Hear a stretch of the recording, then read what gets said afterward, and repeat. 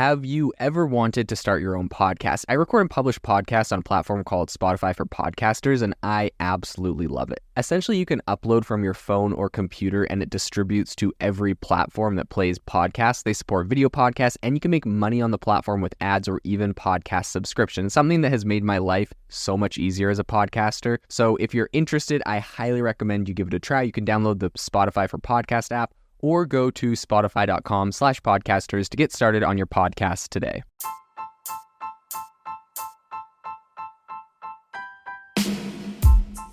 Welcome to the ChatGPT podcast. I'm your host, Jaden Schaefer. Each episode, we dive into the latest developments in the exciting field of artificial intelligence, exploring its applications and potential impacts on our daily lives. If you are looking for an innovative and creative community of people using ChatGPT, you need to join our ChatGPT creators community. I'll drop a link in the description to this podcast. We'd love to see you there, where we share tips and tricks of what is working in ChatGPT. It's a lot easier than a podcast, as you can see screenshots, you can share and comment on things that are currently working. So if this sounds interesting to you, check out the link in the comment. We'd love to have you in the community. All right, welcome to the show today. Today we want to talk about Apple and what their plans are for AI. Some big news has recently dropped in this space. And we also want to talk about a turf battle that is brewing between Apple and Google, Apple banning their employees from using ChatGPT, and a whole bunch of other really interesting stories revolving around Apple and AI at the moment. So the first one I want to talk about is why Google, and so the CEO of Google, Sundar Pichai, and also Apple CEO Tim Cook allegedly were recently fighting over 3 different AI data scientists and researchers to help them on their projects. So this report comes out of the information, which I don't know if you've ever read the information, but if I ever had to endorse a news publication that is like a premium, like paid only essentially, it would definitely be the information. Whenever I go to the Wall Street Journal or the New York Times, they have the paywall that says to pay. I personally just wouldn't, because they don't have anything. But the information I have, like seriously, if you're into AI and tech, specifically AI, multiple times, like weekly almost, I go there for like a story because I see a headline that is like so exclusive. And it's, of course, paid, which is annoying. They do have a weekly or a daily newsletter, or weekly, I can't remember, but that breaks down a lot of their different stories and gives you a blurb on it. So if you don't want to read the whole article, but in any case, it's definitely paid. And I think that it's horrible when news companies make you pay for it. I'd rather just see ads or something. But this is one I would definitely recommend above all others, because it has breaking news that you can't find anywhere else. So if you are looking for something specifically AI related, I recommend them. Obviously not sponsored. In any case, they broke this story that I thought was just really, really telling about the state of AI right now. So according to the report, they had 3 different engineers, and the different engineers essentially all ended up at Google. They said they found it a better place to work on LLMs. But apparently Google CEO Sundar Pichai personally contacted the group and convinced them to come and work for his company. And in that same report by the information, they also claimed that Apple's CEO Tim Cook tried to persuade the engineers to stay at Apple. 2 of them were at Apple already, 1 was at Google, and eventually they all moved over to Google. So I think that right now, all of them are working at Google. And on the one hand, you can say Apple obviously pays a ton. These kind of little battles between Google and Apple and those kind of companies, they do happen when there's top talent, especially in a market that is so hot like this right now. But what I think is probably the selling feature for these guys, beyond the money, perhaps Google just did have a bigger package they were offering.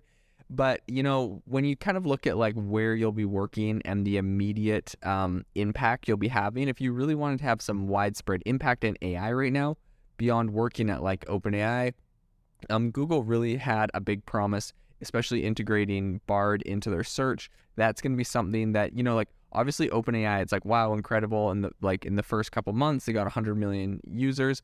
That is actually quite insane.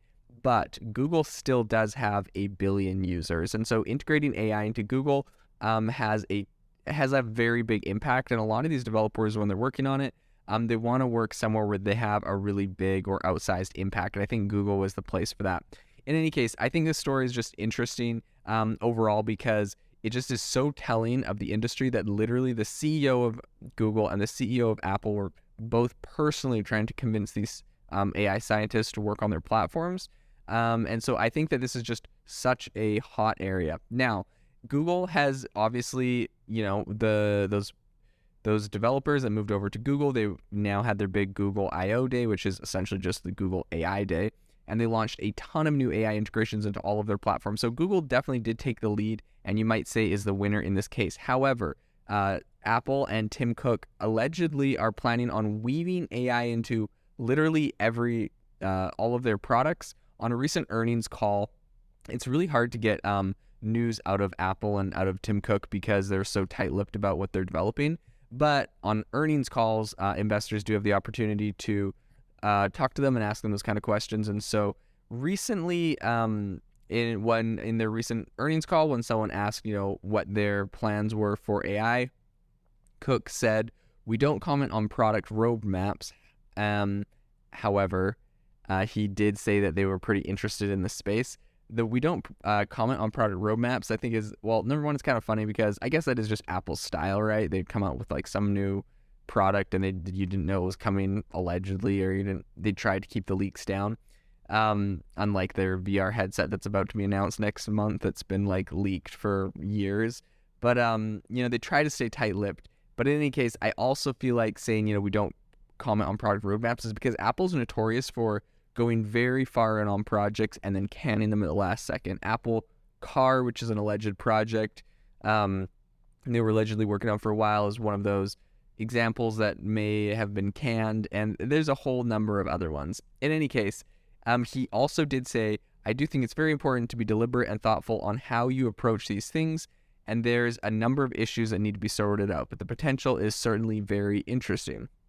So when pressed kind of on like what those issues were that needed to be sorted out, he later added that Apple essentially just views AI as huge, and they're continuing to weave it into all of their products on a very thoughtful basis.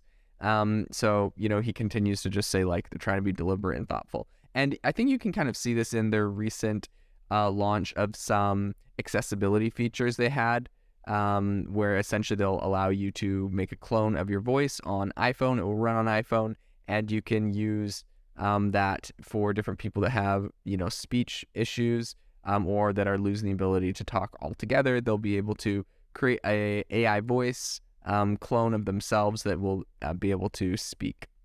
So they are planning on implementing it. And just off the back of that news, some very interesting other news has come out of Apple, which is essentially that Apple is banning their employees from using ChatGPT. Now, a lot of people are saying, it's just kind of classic of a company that is about to start competing in a specific area to ban their employees from using the competitor to that area. And also, Apple is not the first company to make bans against ChatGPT. Obviously, Samsung and Chase Bank and a number of others have done this.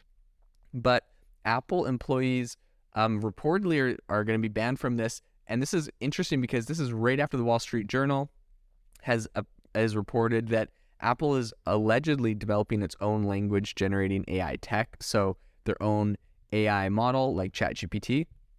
And according to the Wall Street Journal, they're just worried that, if their employees are currently using ChatGPT, that their secrets, their code, their tech, whatever they're working on right now is going to get leaked.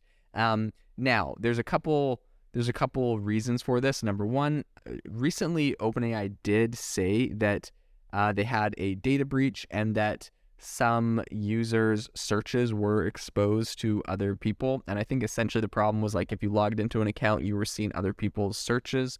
There were some issues there.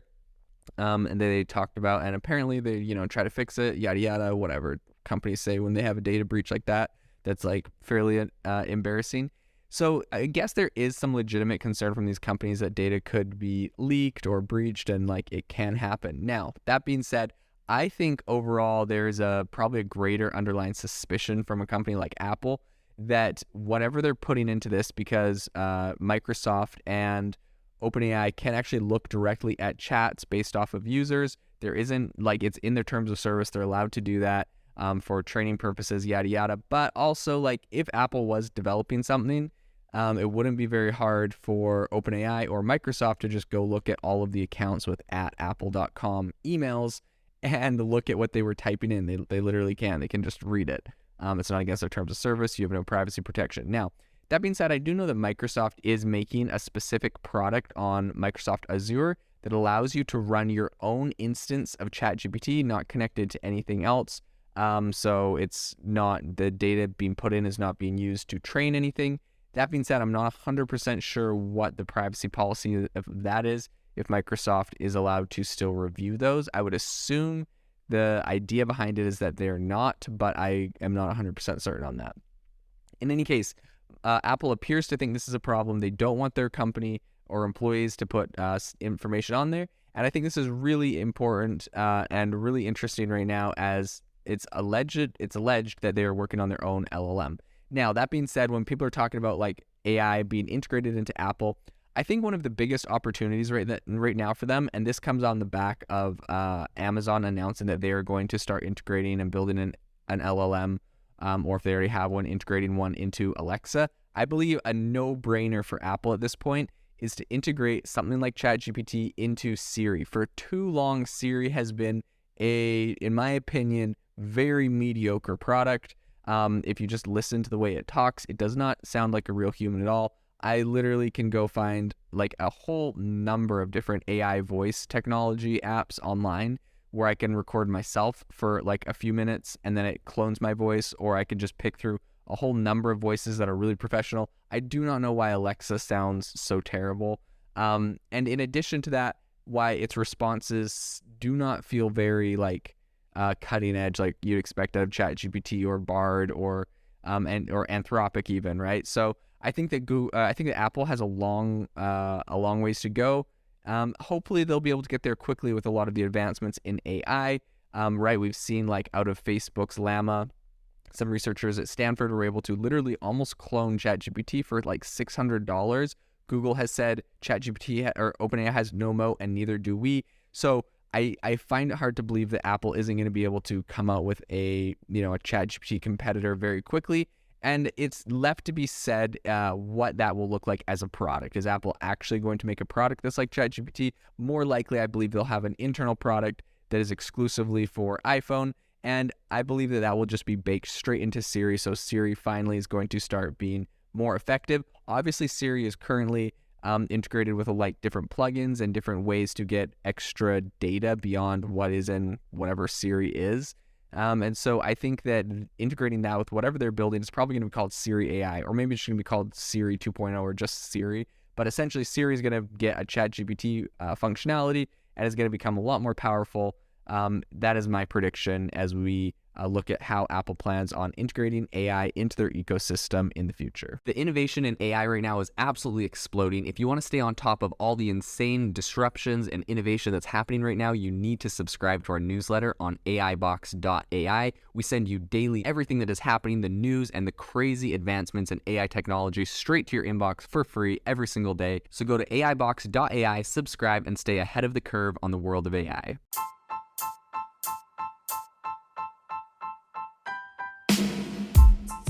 You've been listening to the ChatGPT podcast. Make sure to rate us wherever you listen to your podcasts and have a fantastic week.